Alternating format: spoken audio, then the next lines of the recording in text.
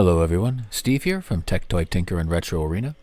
I'm doing this video for the release of Stable 1 of Retro Arena for the RG503 and the RG353P. So with that, I decided to do this video and kind of walk people through the build. Now, one of the first things I want to mention is that the only thing you absolutely have to do when you're using this is you want to write the image to SD1, you want to stick it in the device and boot it, and then you want to have your SD2 formatted to NTFS, exFAT, FAT32, whichever format you choose. And then you're going to want to stick it in, go to Advanced, and go to switch to SD2 for ROMs. It says this here because I've already got SD2 running. What that'll do is it'll copy everything from the internal to SD2. At that point you can take it to your PC, add all your games, BIOS, reboot, and you're done. That's the only setup step you absolutely have to do. Now, when you first enter the options menu, you got a few different things here. This is a file manager. This is your over-the-air updater.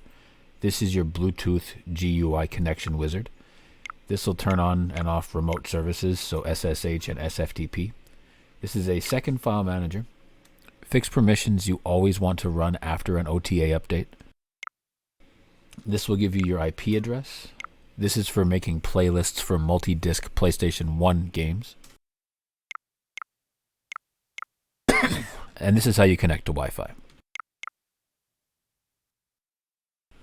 This will let you play with your CPU governors and show you the task usage.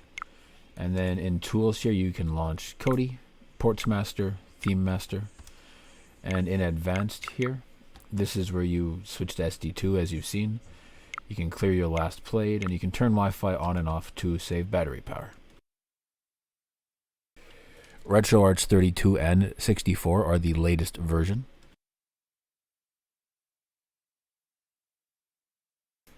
I found that for certain things, like say Naomi and CDI here, this has a lot of performance gain over the previous generation of chips, so the 3326. For example, I can actually play CDI and it's not laggy here. I'll kind of just give you guys a brief tutorial and show you some of the systems.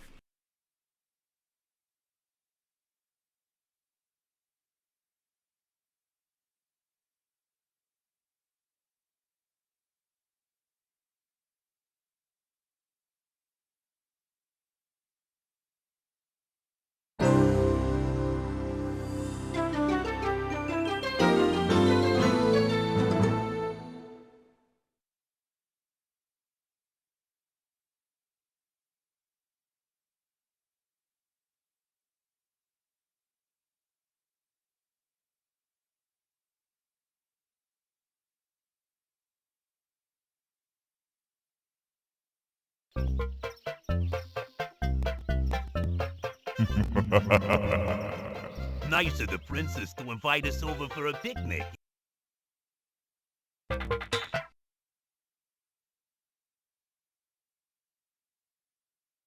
Looks kinda peaceful.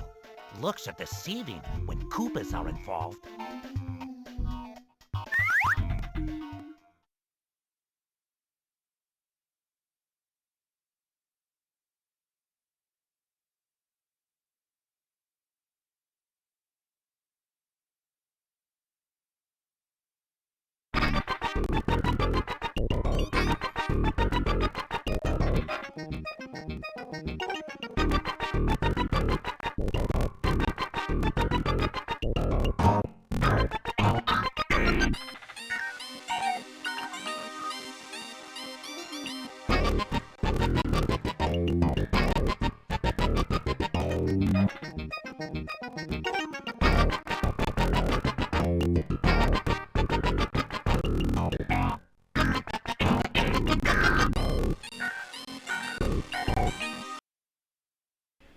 You get the idea there.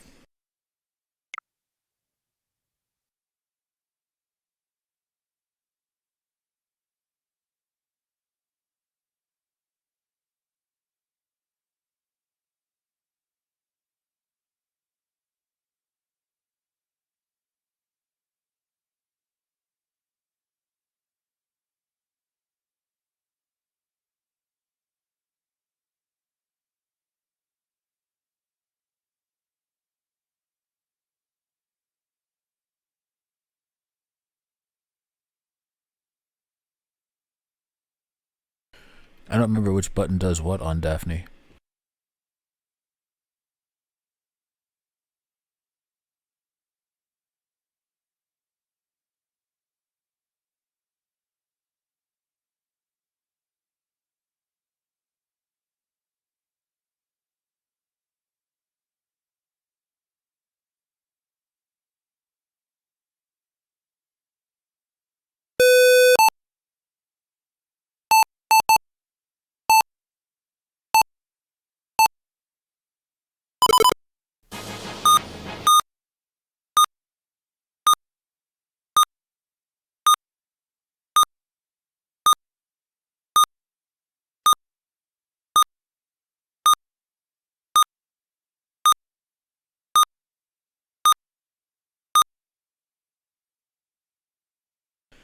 There we go, you gotta click the joysticks.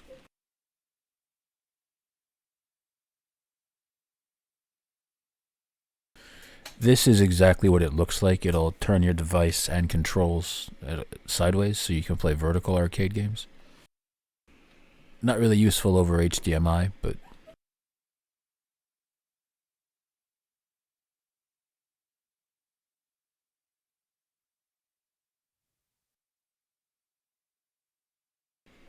I don't know if anybody remembers playing this on the RK3326, but it's really choppy at the intro, and it's, yeah, there's just some flaws. It's playable, but it's got flaws on the previous chipset.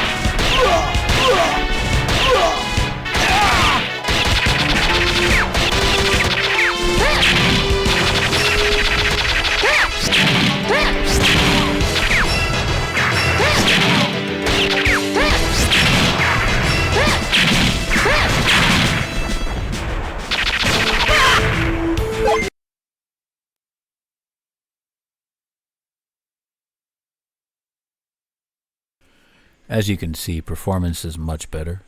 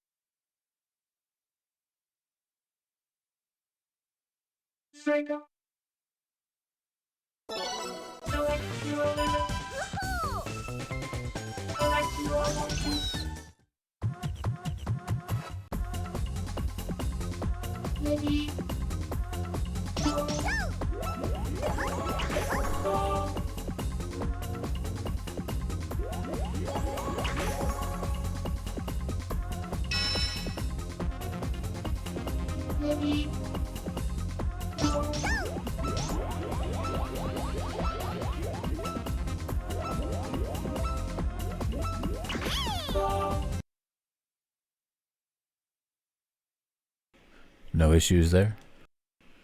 Somebody was asking me about 3DO, so I'm going to do that real quick.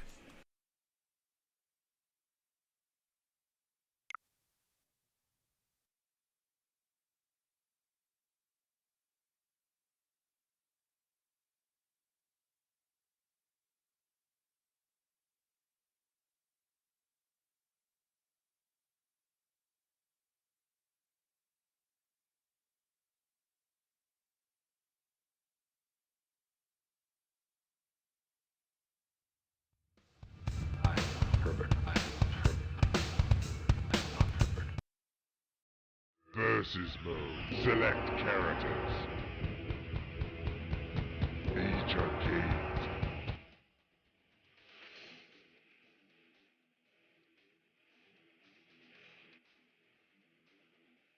Abbott's Choice. Versus mode. Set skill level. Versus mode. Versus mode. Conotorial. Abbot's choice. The graveyard. The temple. Enter names.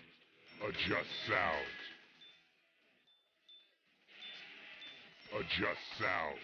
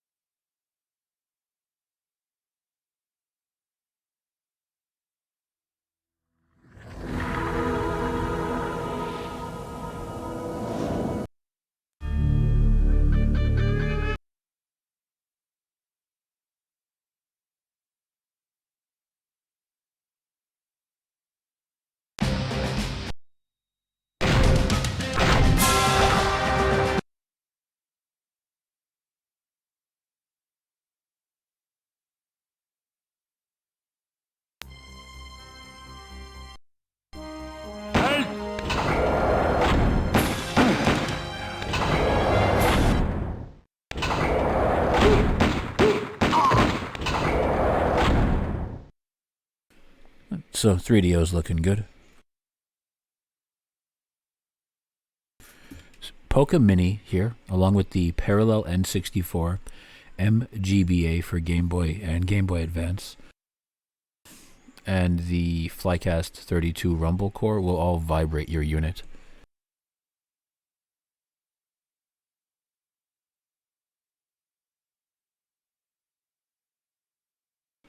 Just going to give a quick overview of what's here and explain a few more things.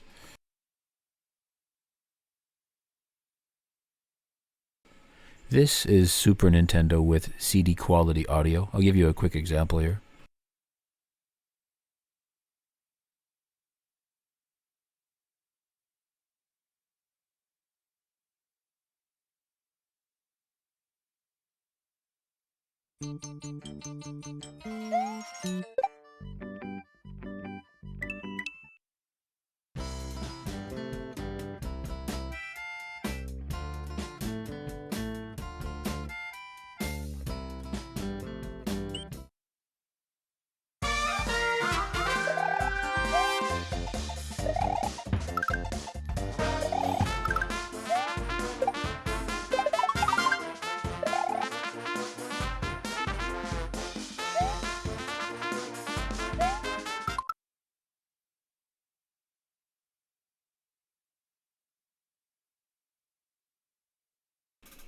For N64 here, there's multiple different emulators you can use.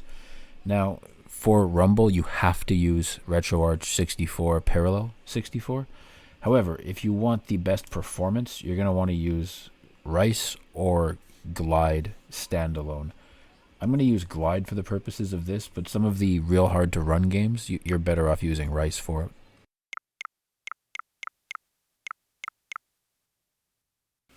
Just going to use Earthworm Jim as a quick example.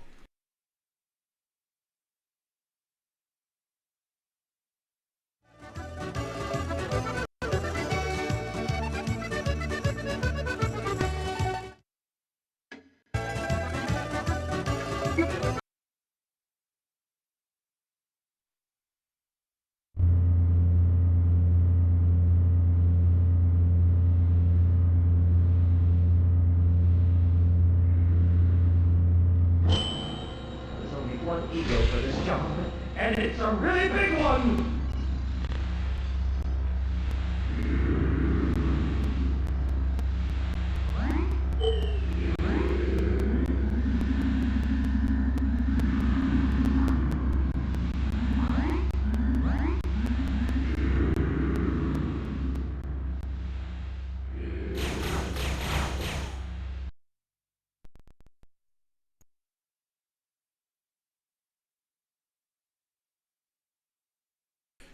This works as well. This is the disc expansion for the N64, only released in Japan.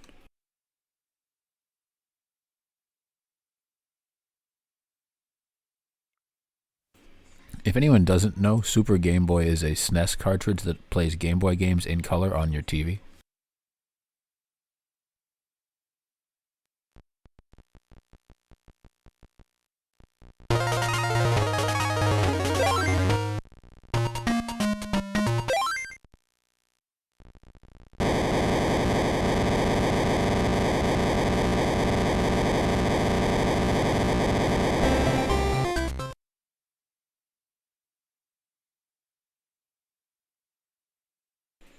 Drastic does not like HDMI, but it works fine on the device. I plan to work on and test the Melon DS core a little bit more, and if that works, I'll release it in an OTA update, so you won't have to reflash. The whole point of moving this to stable is you shouldn't have to reflash your SD1 again unless there's some strange issue that I missed somehow.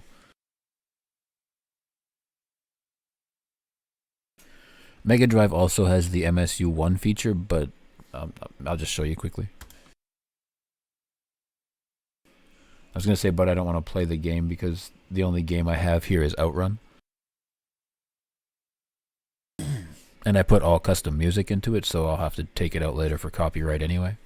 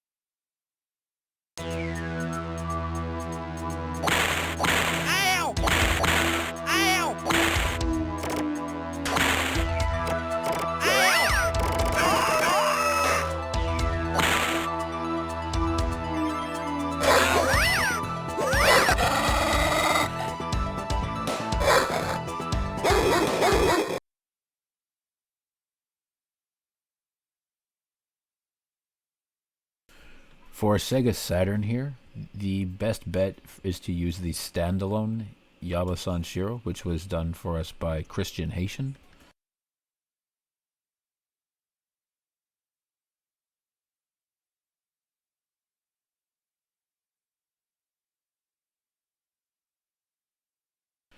This is the one I prefer, but you can also just use the BIOS. It doesn't make a difference if you have the BIOS. Actually, some games work better with the BIOS.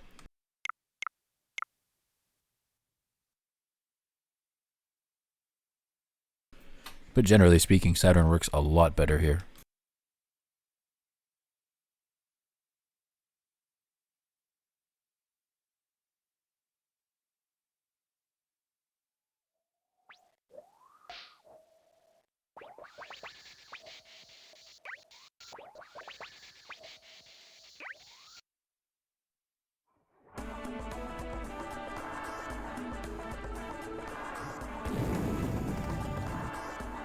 Saturn Bomberman.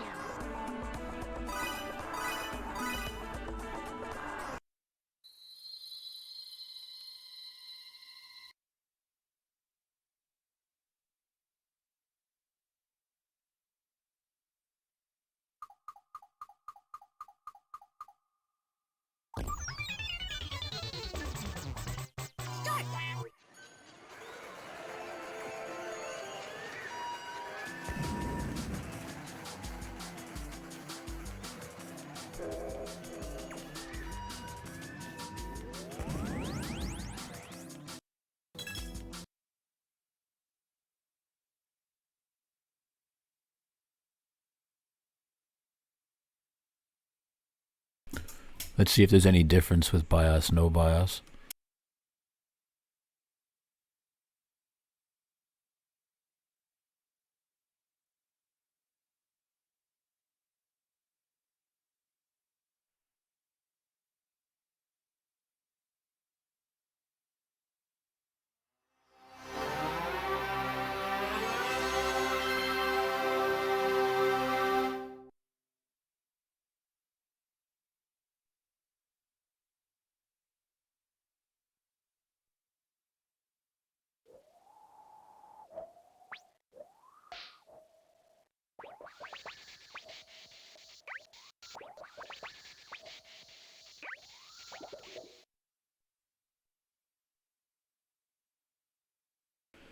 It seems to struggle with the FMV over HDMI.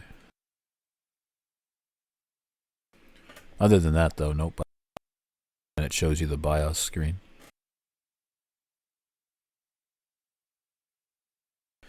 For Dreamcast here, your best bet is Flycast 32 Rumble.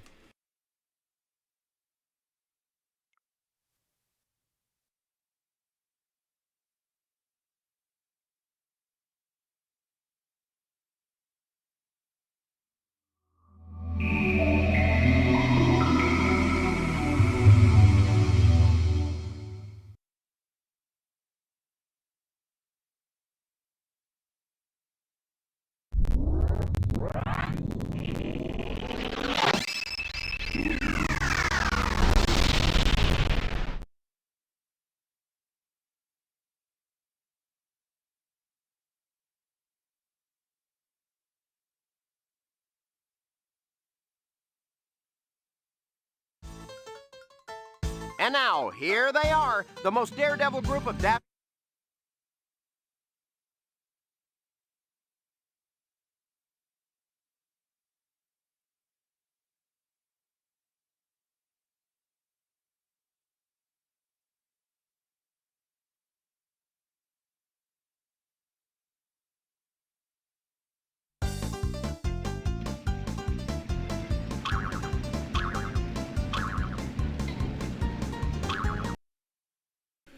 You get the idea.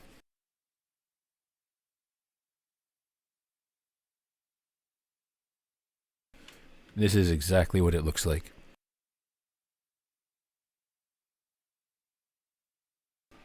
Open bore is working well. PSP here is a mixed bag. A lot of games work fine, but things like GTA and stuff of that nature, or God of War, are still kind of a problem.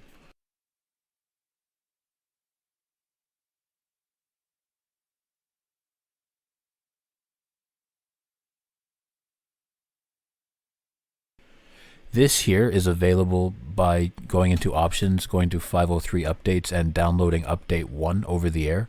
Also, remember to run the fixed permission script after downloading an OTA update. This will be here either way, but the Super Game module add-on is something new.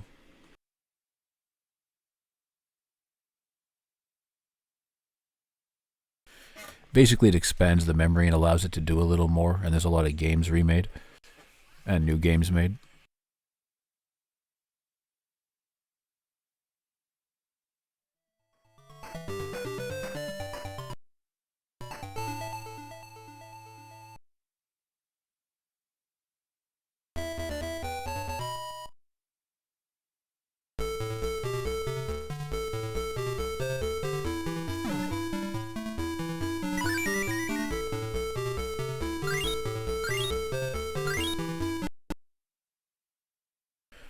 As you can see, that was kind of a Bomberman remake.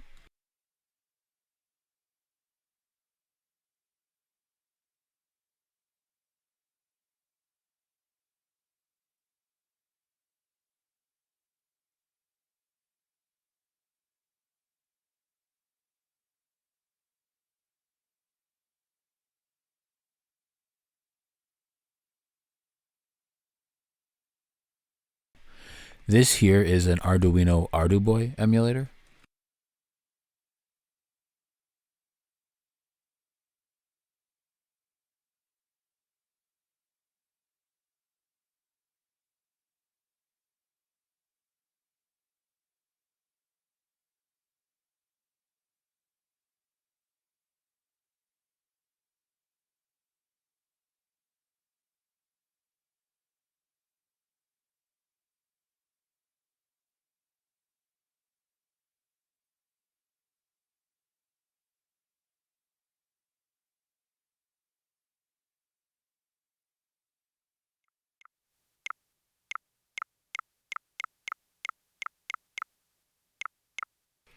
These games here look really good on the 503 with that OLED display. Especially if you get the artwork so it colors the back and whatnot, it looks beautiful.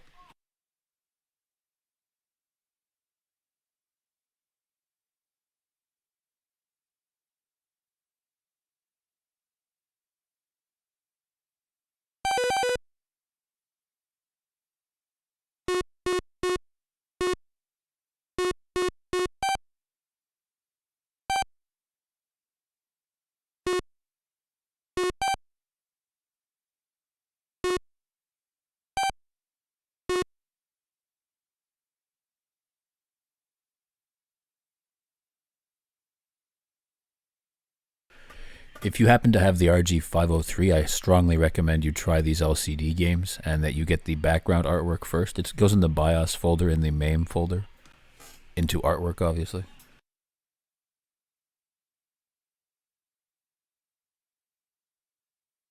This is obviously the ports location.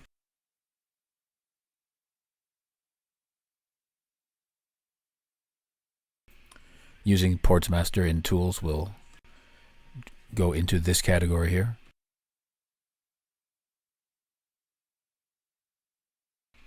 The standalone SCUM also merged with residual VM, so you can run Monkey Island 4 and Grim Fandango, things of that nature.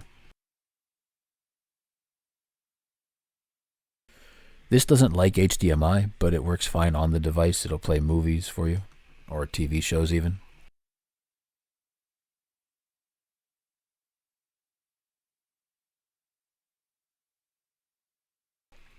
Alright, and now we're back to where we started. So remember, if you're using this for the first time, all you have to do is write the image to SD1, put it in, boot it up. While it's booting, take SD2, format it, NTFS, exFAT, whatever you want. Stick it into the device once it's turned on. Go to Options, Advanced, and then click this here where it says Switch to SD2 for ROMs. Once that's done, you remove the SD2, put it in your PC, put in your BIOS and your games, insert it back in the device, and then reboot the device. And that's all you have to do to be up and running. Anything else is mostly cosmetic or add-ons, and you can do that if you want to, but you don't need to. Just going to wrap it up for this video. The stable release for both the RG503 and 353P are available now, and this video will be released later on today. As always, thank you for watching. Don't forget to like and subscribe. Take care. Hope you enjoyed the video.